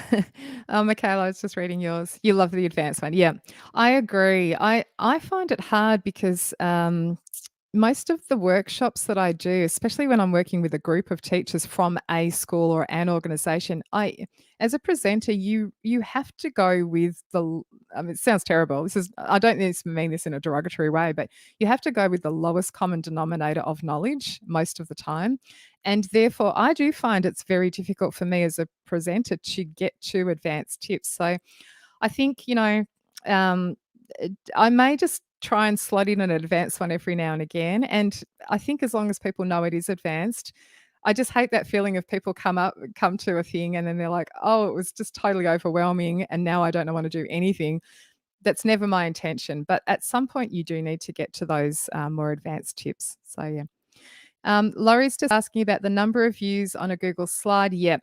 So Amy knows all about this. Oh yeah, and Amy's shared the link about putting a GIF in a Google slide. Thank you for that. I was going to show that too, but again, hard to get to all the tips. Um, with the there's if so if you're sharing audio or video in your Google Slides, the best way for video is to put it to use a YouTube video link. So that's either someone else's YouTube video link or your own YouTube video, which you may have as unlisted, totally fine, on a YouTube channel that you set up for this purpose, and you embed that in your Google slide. Putting the video into your Google Drive and then adding it into your slide that way, because that is the other option, is not a great option. Google Drive is not set up to be a repository for you can store files in it, but it's not a place for playing files and streaming files from. That's why they have YouTube. That is their service for doing that. So you're going to get the better results from that. Now, there are issues with, Amy's discovered this many times. If you have like a few hundred students all accessing your one single Google Slides document in a day, there is at some point a limit that gets hit where after that point things stop working well. Amy and I were talking about, she thinks maybe that, what was she saying? Maybe there's, now I've just totally blank. Amy's going to help me out here. One of the presentation modes, I think it's maybe the publish to the web view, maybe gets around that hitting of a limit. Is that correct, Amy? Is that right? Oh, yeah, and yeah, okay. And also the John Williams escape room, I've just seen comments about that. There is a link actually in the Music Manor to the John Williams escape room thing. So if you download her Music Manor file, there's a link inside that to the John Williams escape room, if you know what I mean. Oh, and Carrie's put her link in there. Thank you, Carrie. Awesome. Yeah, great. Amy's got it there. Excellent. Okay, cool. Yeah, the Heather's saying the limit has almost 300 students per grade level. Wow, that's a lot of students, Heather. No, Heather, from what I can tell, and after lots of searching myself, I know Amy's done a lot of searching, there is no solution. It's just a thing. So I think the bottom line for me, and this is not what you want to hear. The bottom line for me is that if you have an absolutely crucial thing that you need the students to do on a specific day, it just may not be the best to rely on this working. And this is especially if you've got big groups of students. Or Amy, of course, I think it was Amy that found out that if you send the link to parents and students, that's even a wider audience than just your students. So if you're sharing something which is for the parents to view too, of course, immediately you've doubled or tripled the number of people that are accessing a file. You just may have to think about workarounds. Just if you have that in mind, know that there's a potential that things are going to go wrong. It's not a solution, I know, but this is how I live life, and not stress out too much, is coming up with other ways of doing things if I know something's not 100% reliable.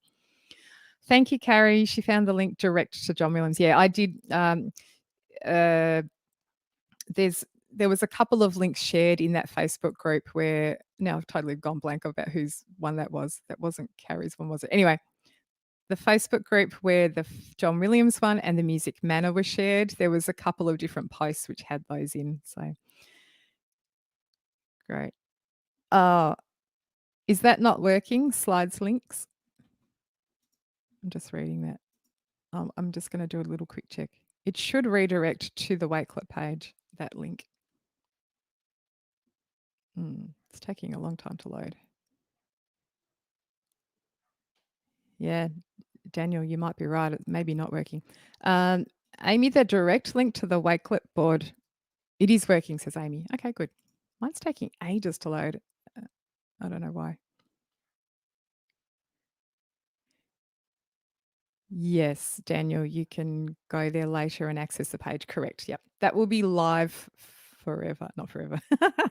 Krista in Alaska, the morning meeting slideshow was a Slides Mania template. Do go to her website. She's just fabulous, Paula. I just have an affinity with her graphic design style, so I really love her ones. The only thing she doesn't have on her website is a great search function. Let me just show you, because she has a search button at the very bottom in her website footer. It's really hidden, and I think it's because she actually has a comment there saying that she's not good at writing words. I think English is maybe her second language, and so she doesn't have detailed descriptions, and therefore it's difficult if you were searching for something. It's hard to find things unless the person who owns the website sets up a really good description. So if you just, without going to her website, if you were just to Google Slides Mania morning meeting, it's bound to pop up that way. Let me just share my screen again and show you what I do when I go to her website. So if you click on education, is a drop-down menu for some different things, and you might find that you can guess where the one is that you want. You can go there. You can just click on education straight off and go to all of the education slides and scroll through. Actually, no, that didn't work. Click on the all this and more option down the bottom. You can scroll through all the slides there. It's just loading. I love her camping one, which is her latest one. I think it's just beautiful. I need to find a reason to use it. I don't know where, but somehow there'll be a reason. Anyway, if you scroll there it is. It's on that first page. So if you go to the education, slidesmania.com/education, you'll see morning meeting. So down the very bottom, can you see down here, there is a little search box. So if you typed in like camping, if you know a word that was in the title of the slide, the template, then you'll find it in there. If you're on Twitter, she's really worth following on Twitter. She shares her things on there. I think she's got a Facebook page as well. Thanks, Shelley. See you in December too. Well, see you on the chat window.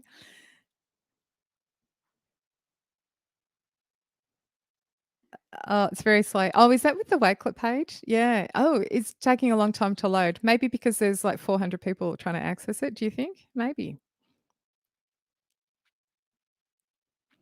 Yeah, and Jen's just mentioned the Creator Studio add-on. I didn't find it, I don't know, for some reason, it was a bit quirky for me, Jen, so it's good that it's working. And Tall Tweets was not working for you. Okay, that's interesting. And also, there are a couple of other GIF makers too. You might just find that there's a better one. Some of them have more options for how you can customize your GIF to show. And if you're in the community, Amy's about to start a challenge where if you want to enter the challenge, you're going to submit a GIF and we're going to choose a winner. And yeah, I'm really, really curious to see what you come up with. Go and have fun playing with your Bitmoji GIFs. Oh my gosh. For community members, I'll actually make you a video of how I made the Bitmoji, the way I got the best effect with the Bitmoji moving options. The one where there's me standing straight and then I do a star jump at the end and stuff. There was a couple of things I worked out to make it a smoother process. So yeah, great. Yes, it's a $25 gift card from Amazon for the winner of the gift challenge if you're in the community. It's good, good, good. Thank you. Wakelet loaded, it just took time. Oh, poor Wakelet, we've overloaded it. Thank you, Beth. I'm glad they're inspiring. Oh, guest 1517, first class. Wow, you came for a doozy. Oh, Ella's here, yes. Oh my gosh, and she's made her presence known with a little scent. Thank you, Ella. Oh my goodness. Uh, ah, Tim, thank you for your comment. The first one you've been to as well? My goodness. Kicking yourself for not knowing about this earlier. Don't worry, you can actually go back and watch all of the other webinars I've done. So I've been doing them for quite a long time, but I ramped it up this year in March, funnily enough, because people really needed help. So in March, I ran, I don't know, 4 or 5 webinars. I don't know. I went a bit nuts and I was exhausted by the end. Then I went back to the normal one per month, and they're always around the middle of the month. And you can, on my website, there's a page where you can access all the previous ones if you want to. I'll post a link in for that. It's, the free training link. So yeah, feel free. you can do a binge session of training sessions. You may not want that. Here we go. Thank you, Richard Holmes. What was the other add-on besides Magic Unicorn? What else did I show? There was a couple I didn't show actually. For those that are hanging around that want a couple more things, let me just open up a slide stock and tell you what I did show. So if you want to make GIFs, the Tall Tweets person has an add-on that includes the ability to make GIFs out of your slides. So that isn't also an option. I didn't mention that, but it's called Creator Studio. I didn't. That was the only one I showed. I think the Magic Rainbow Unicorn slides. If you want to know of another thing, is anyone still hanging around? I want to see one extra thing. You know how I had that smiley icon as to indicate pitch on a slide? What I did, this is an awesome one, insert icons for slides. If you install this add-on, you get access to a whole heap of icons and you can customize the colors to match whatever you're doing. So they're by Font Awesome. So these people make a collection of icons. So you can type something in this window, smiley as an example, or maybe smile. Here we go. Here's some smiley face options. Before you click on it to add it to your slide, you can come up here and choose the color. And if you know a specific color, you can type the hex code into that. And then you can add that. I just clicked on this one. It's going to add it really big on your slide. And then you can resize it. And it's transparent. How cool is that? Here you go. Bonus tip for those that are hanging around late. Here we go. So that one was called Insert Icons for Slides, I think. Yeah. Let me find it for you. That was I no, it's in the Wakelet collection. It's in there. Even though I didn't show it, even though I didn't show it in the webinar, I put it as a link on the thing. I think the add-ons might be down the bottom. Yep. Great. Oh, Matt, yeah, no, I haven't made my edited version of Christina's Among Us slides available. I just fiddled with it yesterday. I wouldn't want to share that. I'll let you download her version from Teachers Pay Teachers. It's good practice though, right? So you'll just you'll basically copy her scaled slide, the home screen slide, pop it in between basically every other slide, and then hide all of the ones, skip slides, sorry, all of the ones with the answers and questions and answers. Yep. Yeah. So the insert icons slides. I think that was the add-on name.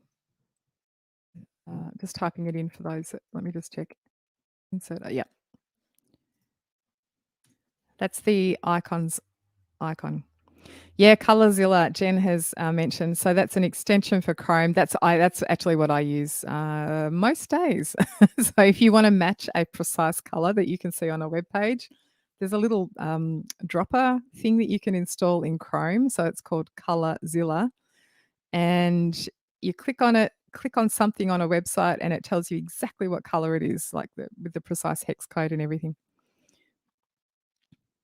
With the Matt, with the extra slides to avoid paging through with the arrows. Yeah, so you'll need to add those yourself, Matt, if you download Christina's file from TPT. Uh, yeah, that's all I did. I just added all of those extra slides, so copied and pasted and do the skip slides thing. And then the last piece of the puzzle is to go into present, not present mode, is to give the kids the publish to the web link with that extra RM equals minimal at the end to do that special trick.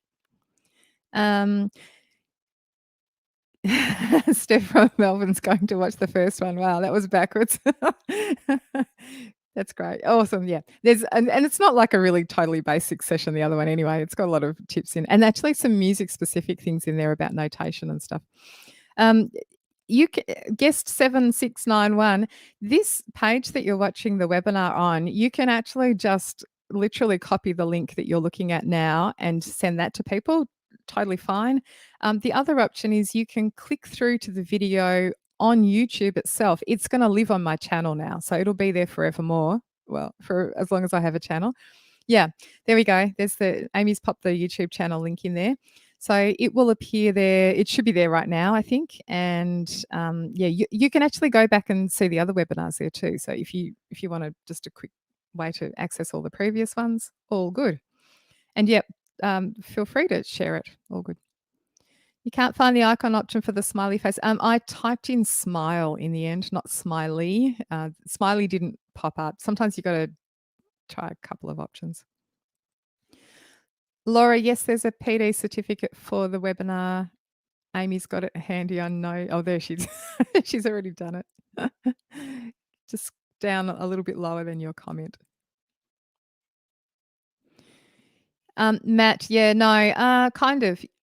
So, Matt, when you go back through this webinar, if you want to recap over the procedure for setting up with the skipped slides and stuff. So, I was mentioning that the escape rooms that the students need to return to a specific room in inverted commas. Those are the ones that work really well or best when you pop that room, the duplicate copy of that slide in between everything else. The John Williams one doesn't need that so much because it's more of a linear, like they go to one slide, they answer a question and they either go to the right or the wrong answer. And then they move to the next one and down, down, down, down, down. They don't need to keep going back to an original room. So it's not so necessary. You could, I mean, I don't know, you just wouldn't, I don't think you'd need to. You could, though, just turn on skipped slides for everything at that point, and you just don't need to slot in the original room. It really does my head in all of that stuff. Like I really have to think about it. I have to draw pictures on a piece of paper. As you saw, these are the ones that I drew this morning to illustrate. Like I thought I'll recreate this in slides, and so they look all beautiful, like a proper diagram. And then I just didn't have time, and I thought, you know what, you can have the hand drawn one. So funny. Excellent. All right. I hope that answers anyway, I hope that makes sense. But yeah, it's very confusing setting those things up. Once you've done a simple one, I think that's the best place is to start with a simple one and then move on to the more complex ones where all sorts of things happen. You can get yourself tied in knots. You can get a knotty stomach, tied in knots when you're like trying to work out, oh my gosh, the kids are here now. I've got to get them to here or back to this place. Yeah. Just do something simple first and then make it a little bit more complex afterwards. All right. I feel like we should wind up. I know we could keep talking forever. I actually have a lunch date to go to with a couple of girlfriends, so that's a nice thing. And I said to them, I'll just be there when I'm done, probably after 2 o'clock, which is about now. So I hope that was useful. I had a lot of fun with today's session and I really love this stuff. It's just so much fun. Yeah, Don't try all the things at once. Just start with one thing. Go make a GIF. I hope hey, if you make a GIF and share it on social media, tag me and I'd love to see it. It's so much fun. Cassie, I'm in Melbourne, which was the lockdown capital, but now we're not. Hooray! We're out of lockdown. Well, mostly out of lockdown.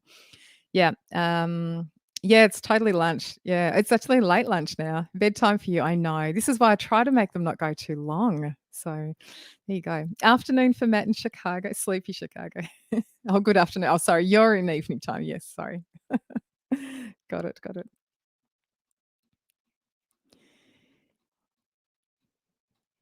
Yeah, Alan, we try hard to manage both things. We really encourage people to watch on this page for that reason, because it's very difficult to have both things going at once. But yep, come and grab the links from here. We share them out fairly widely too, so you can grab everything there. Thanks, Carrie. No, thank you for having your slides ready to include. It was so useful. Oh, Cassie did 6 months at the Sydney Con. That's so good. I have a friend who lectures there. A couple of friends actually. Thank you, Emma McCarman, 64. Thank you. You're lovely. Yes, definitely time to go to bed, Amy, I reckon. Thank you, Amy, as always. I can't wait for Amy to be on the screen with me next month. You are cool with that, aren't you, Amy? Yeah, of course you are. It's going to be awesome. We'll have fun. It'll be the Amy and Katie show, maybe. uh, I'm not sure. I'm guessing Amy's probably shared the sound files. Yep. I'll let Amy answer that question about the sound files for the notes and the xylophone. I'm not sure when Amy shares the file with you, you need the sound files separately. So I don't know if she's able or to share those. I'm Amy and I think Amy is the same as me, kind of careful about sharing things, copyright wise, or if someone else created it. So I'll let Amy answer whether she can share those with you or not. Yeah, I'm excited for December too, Jen. Yay. Thanks, Jennifer. It's going to be fun. That's all right, Melissa. The link to the certificate. Amy's got lightning fingers. I should have the page open with all the links so that I can. I think it's midnightmusic.com.au/PD slides. If you just regarding sharing of like slides files that I see shared a lot, like places to find them, the Facebook groups, and I won't like link to all of these, but the Facebook groups that I see the most being shared are Google Slides for Music Teachers Facebook group. So go join that. Oh, there we go. Amy shared her songbook one. Then the Elementary Music Teachers Ideas Bank. That was where Carrie thankfully shared hers yesterday, I think, from memory. And no, it wasn't Carrie. That was anyway, someone else's. Oh gosh, I'm confused with all the different ones. Anyway, Elementary Music Ideas Bank. And then there's another Elementary Music Teachers group. There's another one called E-Learning for Music Educators, and another one called Music Educators Creating Online Learning, and another group just called Music Teachers. So join any or all of those. And elementary, obviously, if you're an elementary teacher, those ones are fantastic. Elementary teachers are caring and sharing a lot of the time. So are everyone else, but maybe even more so in elementary. So it's great. Thank you, Beth. You're lovely. 10 p.m. Go to bed. Yeah, excellent. The certificate says forms and not slides. Oh no, really? I will message someone to check that. If you've already got it and it's not correct, maybe just fill out the form again in a little moment. Let me see if I can just double check that before I sign off completely. Is that when you received it? These slides. It's going to be a lot of people needing to regenerate their thing. Filling out the form a second time is fine, and we'll just give you a second one. I'll see if I can just double check that. I'm just going to search through about 7 million Google folders to see if I can find where that is. The original actual file. Dun, dun, dun.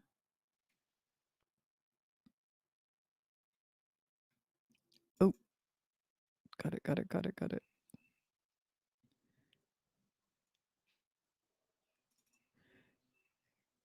Nope, not that one. PD certificates.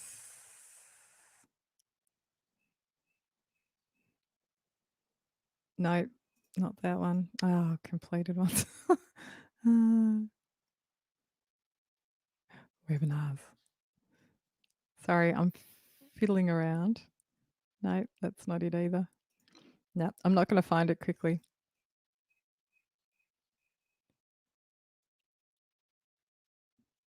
Maybe I am. Hold on.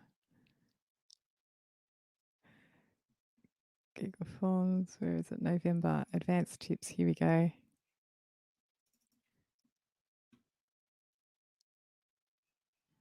No, it's all looks all correct to me. Catherine says hers is correct. Woohoo.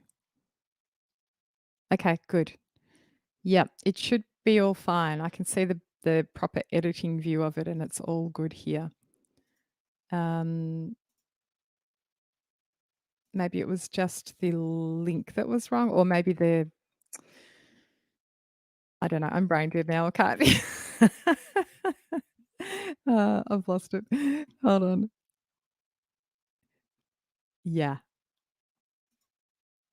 It looks like everyone else is saying it's okay. PD slides certificate. Yeah. It's to be honest, it's taking a while to load for me right now, and it's probably because there's a lot of people trying to load it. So just try again a little bit later. Make set in a little alarm and post and try it again. Vel from the Philippines. Great. Yes. I hope you find it useful. Hopefully you're all safe and well, Vel, in the Philippines. I know there's been storms and typhoons there, so hopefully it's all good. All right. I really am going to sign off now. So thank you so much, everyone, that stayed till the very, very bitter end. And I will see you in next month's webinar. Thank you to Amy. Massive thanks to Amy, as always. And yeah, good luck, everyone. Go make some GIFs, play with sticker text, neon text, and all the other things. And go try setting up an escape room type slide document. Lots of fun. Lots of fun. Thank you so much, everyone.